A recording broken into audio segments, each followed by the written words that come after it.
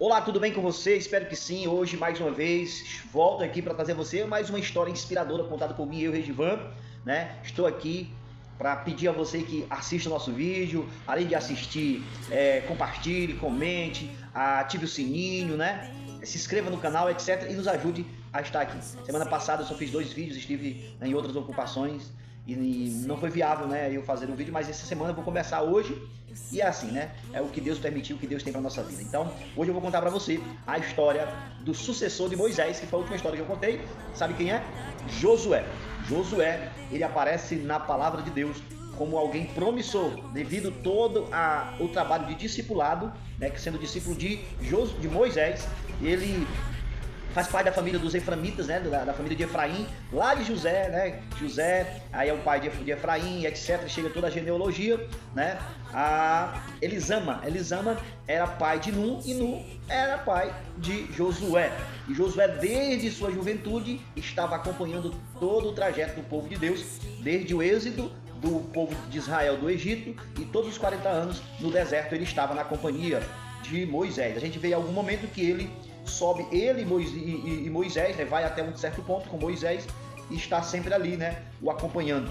Eu imagino que isso é uma inspiração muito grande para nós que somos líderes de igreja, somos líderes de jovens, líderes, né, na sociedade, de termos sempre pessoas ao nosso lado para que a gente possa discipular e torná-los líderes comprometidos, como foi o caso de Moisés fazendo isso com Josué, que se tornou muito promissor e, acima de tudo, que ele foi muito temente a Deus, completando aí, né, a sua carreira, deixando um grande legado para todos nós. Mas na história ele aparece, né, como sucessor de Moisés, mas também ele aparece ali no momento em que Moisés envia os 12 espias, né, para a terra prometida, para que eles pudessem espiar. Entre esses 12 estava Josué. Além dele, né, entre destaque Caleb, né, que Josué e Caleb foram os otimistas, foram as pessoas que pensaram positivo a respeito de tomar posse da terra prometida. E o que acontece? Ele peregrina com o povo durante 40 anos, eles estavam ao passo de 40 dias da terra prometida, mas devido à rebeldia do povo, que não quiseram dar ouvidos e seguir o que Josué e Caleb tinham dito, então, durante esses 40 anos, ele também esteve junto com Moisés, até o dia em que Moisés, né, acontece a sua morte, e ali acontece a sucessão de Josué. Josué tem uma conversa, né, com Deus, e Deus disse: não fui eu que te mandei, lá em Josué 1:29, que você seja forte e corajoso, exatamente porque Deus estará com você em todos os lugares, por onde quer que andares. Então isso era a certeza de Josué. Josué, quando chega o momento, né, crucial de passar o Jordão, né, e que o exército, ou seja, o príncipe do exército de Deus, que é do Deus de Israel, que na pessoa de Jesus tem um encontro com Josué e o instrui a respeito do que ele deveria fazer, atravessar o Jordão e chegar ao outro lado do Jordão, aproximadamente a cidade de Jericó, que ninguém consegue falar sobre Josué e não falar, né, da queda dos muros de Jericó, que foi liderada por Josué. A gente vê também a forma em que ele obedeceu, né, de forma muito simples e muito objetiva, né, as ordens de Deus para a sua vida, a maneira em que ele deveria fazer. Poderia pensar: não, eu tenho que pegar a espada e sair para a guerra, mas Deus disse: não, você vai fazer durante 6 dias, dar uma volta sobre Jericó, e no 7º dia fazer 7 vezes, levar com você os sacerdotes à frente, as trombetas, a arca da aliança, e ali fazendo esse percurso, porque na verdade Deus queria trabalhar, né, e confundir a mente do seu inimigo. Então era uma estratégia de que pudesse deixar de forma amedrontada, porque aquele povo já sabia o que tinha acontecido ainda antes do Rio Jordão, né?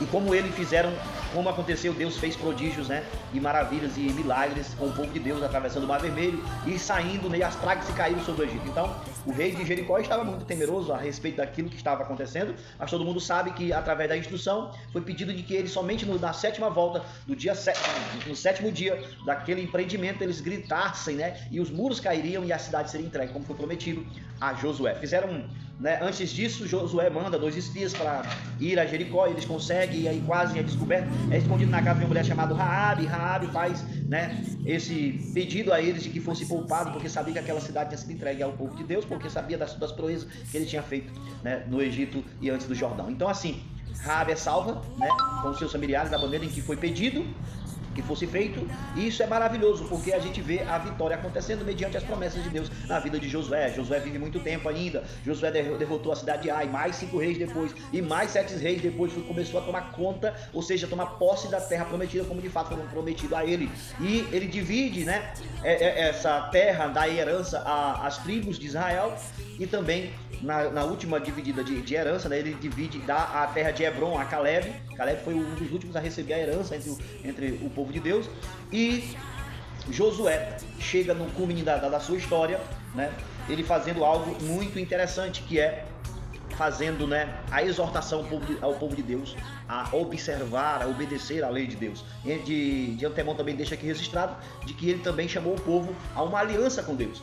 Ele chegou e disse para o povo de Deus, né, a maneira em que eles deveriam se portar, né, diante da situação, que está registrado no livro de Josué, capítulo 24, a famosa frase que todo mundo gosta de falar, somente aquele trechinho por último, né, que eu vou citar aqui para vocês. Vocês vão observar como é que está escrito.